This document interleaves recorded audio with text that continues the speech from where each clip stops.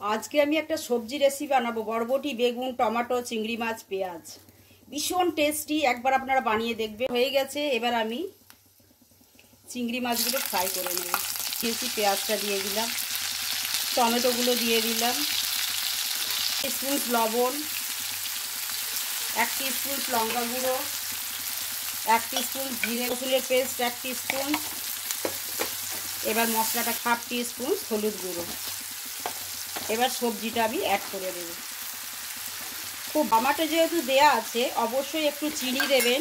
Totally optional, চাইলে দেবেন, না চাইলে না দেবেন। নাহলে যারা সুগার আছে একটু গুড় দিয়ে দেবেন, এটা দিলে টেস্টটা দারুণ হয়। এইবার আমি জল অ্যাড করে দেব।